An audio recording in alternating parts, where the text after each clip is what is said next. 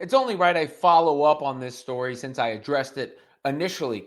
Anyway, South Carolina loses to UCLA, falls from number one, but a lot of the talk was about MiLaysia Fulwiley, who didn't play really at all in that game, just a few minutes.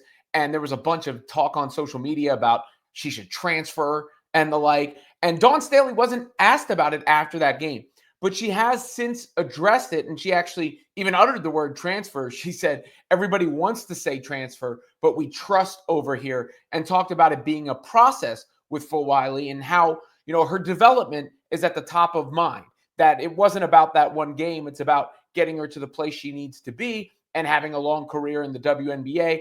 And Staley has called MiLaysia a generational talent. So it's not like she's unaware of her abilities or how exciting she can be.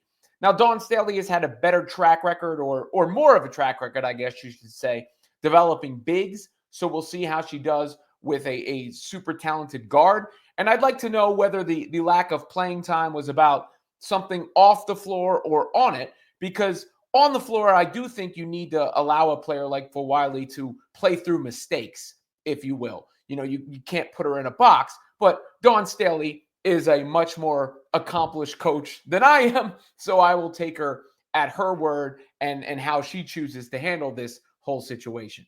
But I don't think she said anything on video in this case. She continued to say it's not about UCLA, that she didn't play the rest of the game.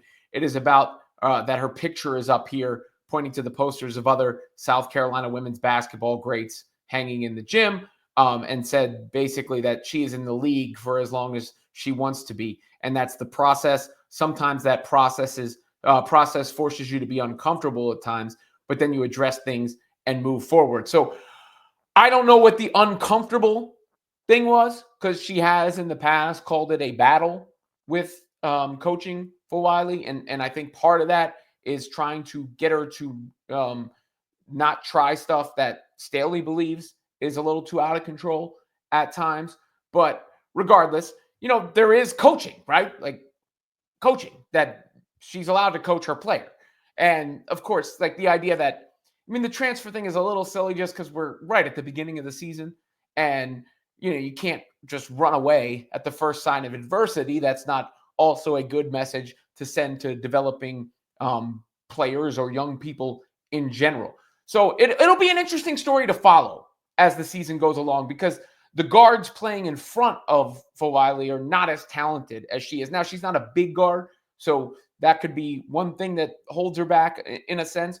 But as far as just watchability and electricity out on the court, she's got more than the rest of the South Carolina backcourt for the most part. Tessa with South Carolina Tessa Johnson is a really good player as well. So we'll see how they develop and they play the rest of this season. But they're not going to go undefeated. That's out of the way. So that shoe has already dropped. And then the second shoe has already dropped, because Dawn Staley did indeed address MiLaysia Fulwiley. I wanted her to do it after the game. It wasn't her fault. I'm not saying she did anything wrong. Nobody asked her.